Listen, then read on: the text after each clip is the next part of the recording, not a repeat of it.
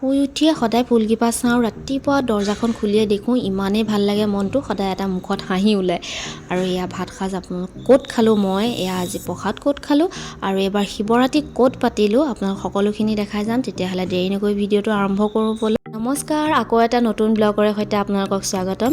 এয়া ৰাতিপুৱা শুই উঠি মই গা চা ধুই আজৰি হৈ আমাৰ জিঅ'কো গাটো ধুৱাই ল'লোঁ। ধুৱাই আমি এফালে যাম, সেইটো কাৰণে তাৰ নখ চখ চফা কৰি ধুনীয়াকৈ অলপ ৰেডি কৰি ল'লোঁ তাকো। আৰু তাৰ পাছত তাক ৰেডি কৰি লোৱাৰ পাছত মই মোৰ ভাগৰ খানাখিনিও ৰেডি কৰি ল'লোঁ, কাৰণ মোৰ গাটো ভাল নহয় যে, মোৰ মানে বিশেষ অসুখ হৈ আছে, সেইটো কাৰণে মই মানে বাহিৰত একো খানা খাব নোৱাৰোঁ, মছলা দিয়া বা তেল দিয়া একো খানা খাবলৈ মোক মনা কৰি থৈছে ডক্টৰে। সেইকাৰণে ঘৰতে চব ৰেডি কৰি লৈ লৈছোঁ। মই যিখিনি খাব পাৰোঁ মছলা নিদিয়াকৈ তেনেকুৱা ধৰণৰ বনাই লৈ গৈছোঁ। আৰু কেঁচা বস্তু খাব পাৰোঁ আৰু ঘৰতে বনোৱা ৰুটি পনীৰ যিখিনি, কিন্তু মাছ মাংস খাবলৈ মনা কৰি থৈছে মোক। এয়া চব সকলোখিনি ৰেডি কৰি ল'লোঁ পেকিং কৰি।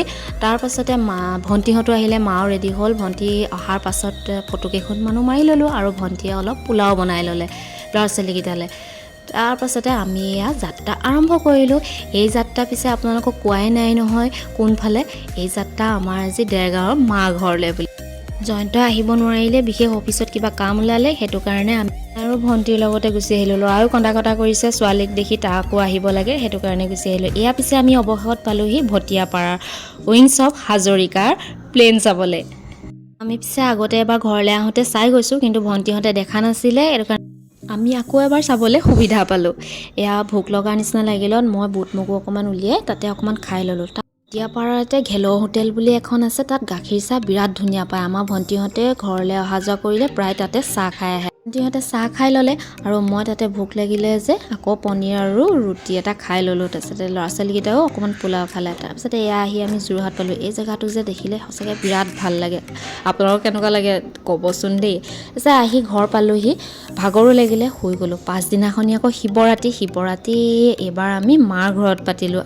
ছোৱালী হৈ থাকোঁতে আমি আটাইকেইজনী মিলি মাহঁতৰ ঘৰত একেলগে শিৱৰাত্ৰি পাতোঁ। এইবাৰ বহুত দিনৰ মূৰত আকৌ আমি একেলগে মাহঁতৰ ঘৰত শিৱৰাত্ৰি পাতিছোঁ। প্ৰসাদ চসাদ খাই মেলি আজৰি হৈ তাৰ পাছতে ৰাতি হ'ল যে আগদিনাখনি আহিলোঁ, একোতো নেদেখিলোঁ। পাছদিনাখনি বাৰীখন চালোঁ। বাৰীখন চাই ইমান ধুনীয়া ফুল ফুলি আছে। আপোনালোকে চিনি পাইছেনে বাৰু? যদি চিনি পাইছে আপোনালোকে জনাব দেই, কি ফুল ইমানেই সঁচাকৈ ভাল লাগিছে। মই একদম ভিডিঅ' কৰি থ'লোঁ। তাৰপিছতে এটা কথা মই আপোনালোকক কওঁ, আপোনালোকে খায় নে নাখায় ক'ব। শিৱৰাত্ৰিৰ দিনাখনি টেঙেচি শাকৰ জোল খায় নে নাখায় বাৰু? আমি সৰুৰ পৰাই খোৱা আমাৰ মানে মনত আছে। আমি য'ত থাকোঁ ত'তে আমি খাওঁ আৰু মানে মায়ে খুৱাই যে। এয়া টেঙেচিও বুটলি ল'লোঁ। তাৰপিছতে ইফালে দেখিলোঁ আকৌ মূলা শাকৰ গুটি, দেখি নৰলোৱে আৰু ছিঙি মাক ক'লোঁ মূলা শাকৰ গুটিও বনাই দিবা দেই। তাৰপাছতে বেঙেনা এটাও ছিঙিলোঁ, এটাহে লাগি আছিলে। ভণ্টিয়ে আকৌ পূৰা বিট ছিঙিছে, দেখি চাওকচোন ইমান ডাঙৰ ডাঙৰ হৈছে বিটবোৰ।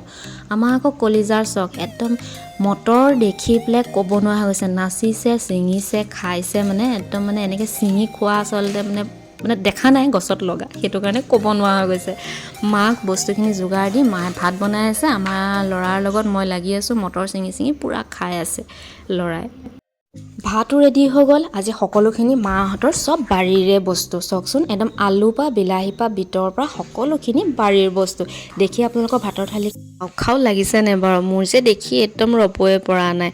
মোৰ যে টেঙেচি শাকৰ জোল মোৰ বহুত বেছি প্ৰিয়। আজিলৈ তেতিয়াহ'লে ভিডিঅ'টো ইমানতে সামৰিছোঁ। আকৌ এটা নতুন ভিডিঅ' লৈ আপোনালোকৰ ওচৰলৈ আহিম। তেতিয়াহ'লে বাই বাই।